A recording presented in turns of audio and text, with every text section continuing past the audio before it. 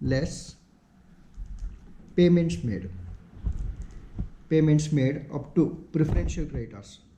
Okay, if you calculate it up to preferential creditors, so this will be 1,25,000 plus 27,500 plus 36,500 plus 2,50,000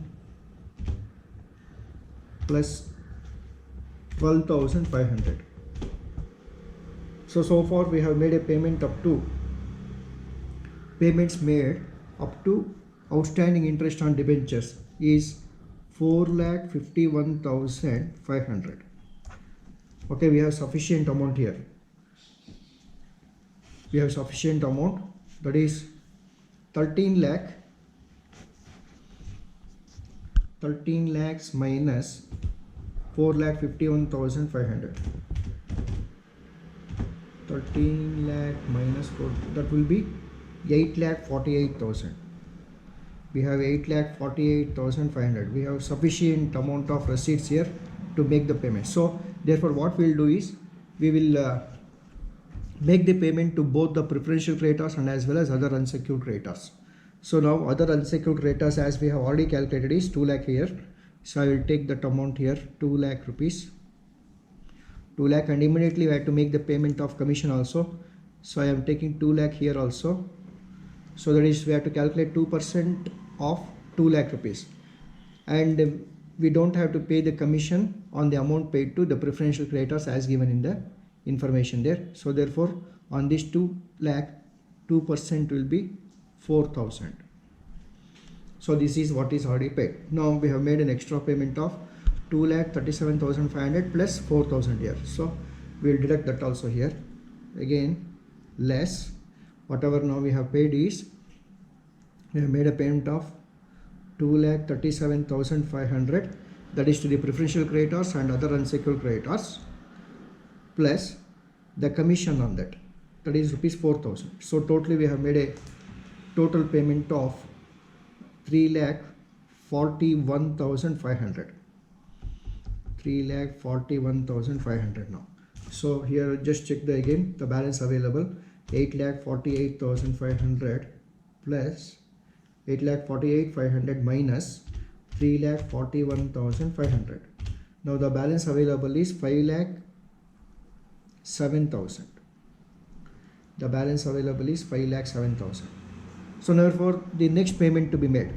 So when we look at the balance sheet here, let us check the balance sheet. In the balance sheet we have cumulative preference shares, equity shares of say 2,500 shares, and then 7,500 equity shares having different paid up values. 2,500 shares have paid up 75 rupees, 7,500 shares have paid up 60 rupees, and before that we have the cumulative preference shares which are fully paid up.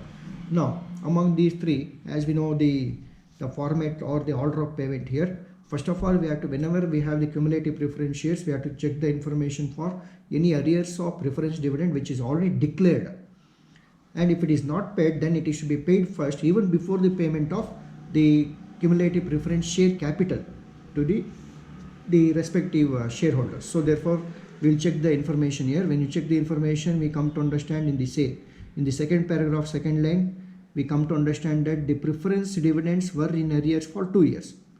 The amount is not given here. We have to calculate the amount of cumulative preference shares here. So if we calculate it, so we will calculate the preference shares, the arrears of preference shares. The number of preference shares is 5,000. Number of preference shares is 5,000, and directly will take the capital here. The amount of capital, cumulative preference share capital is 5 lakh, and the rate of dividend to be paid is 6% per annum. So at the rate of 6% per annum, this will be 30,000, and the dividend is due for 2 years here. So this will be again 30,000 into 2, so that comes to 60,000. So this is the amount of dividend that we have to pay to the shareholders here. So we'll make the payment here. So this comes to now 60,000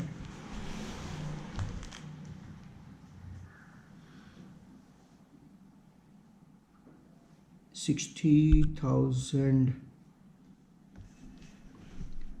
less again dividend paid 60,000. Dividend paid 60,000. Now let us check the balance. So before that, so we'll check the balance once again. So the total payment that we have made is 1,25,000 plus 27,500 plus 36,500 plus 4,000 plus 2,50,000 plus 12,500 plus 12,500 plus 37,500 plus 2 lakh. So these are the payments already made. So we made up to payment of 6,93,000. The total payment made up to this level is 6,93,000. Okay, now let us check the balance available here. The balance available,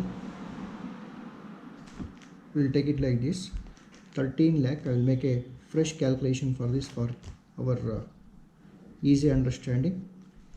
Total receipts 13 lakh less payments up to this level, that is up to other unsecured creditors. Other unsecured creditors is 6,93,000. This is what is already paid. So therefore now minus 13 lakh. So this will be, the remaining amount will be 6,07,000. This is what is actually remaining now. This is the amount remaining that can be utilized for the further payments. So to move on from this available balance, so I'll make the payment of arrears of preference dividend. Arrears of preference dividend is, we have already calculated here, is it is 60,000 rupees is to be paid, and then again immediately after the payment of preference dividend we have to make the payment to the preference share capital. So the preference share capital, as in the balance sheet, it is 5 lakh rupees. I will make the payment for that now. So this will be 5 lakh, and then so I will again deduct here, again less preference capital plus preference dividend that we have already paid. So what we have paid now after this level is 5,60,000. 5,60,000 is paid. Now we'll check the balance again. Now 5,66,07,000 minus 5,60,000. So that comes to 47,000. So this is the balance available now. Balance available is 47,000, and out of this 47,000, so let us check what is the payment to be made.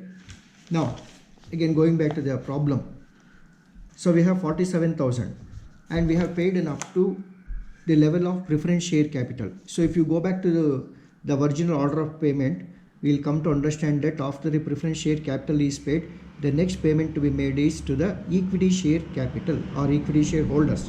Now let us check the balance sheet. So when you go to the balance sheet here, as we already discussed, we have two types of equity shareholders with different paid up values. 2,500 equity shares who have paid 75 paid per share, and then 7,500 equity shareholders who have paid rupees 60 per share. So before we make any payments out of this 47,000 to the equity shareholders, first of all we have to make them equal. That is, we have to equate them with, as far as the payment is concerned, that is paid up value is concerned. So therefore, in order to equate with them, so we have to make the payment or return the payment, the excess payment compared to the other category of shareholders. Is here 2,500 shareholders have paid 75. That means they have paid 15 rupees extra compared to these 7,500 shareholders who have paid 60 rupees. So let us make them equal. That is as far as their paid up values are concerned. So therefore we have to return 15 rupees per share for these 2,500 shareholders first of all, and then they will become, okay, as far as their paid up values are concerned, they will become equal, they will become common. That means both of them will become 60 rupees paid up shares. So let us make it now. So let us make the payment of equity shareholders. That is, this is specifically on the extra paid shareholders, that is on these 2,500 shareholders at the rate of 15 rupees per share, which is paid extra. So now how much, let us check how much it will be. 2,500 into 15 per share, so that comes to 37,500. So this will be 37,500 rupees. Now see, out of this 47,000, again I will deduct less 37,500. Let us check what is the balance available here.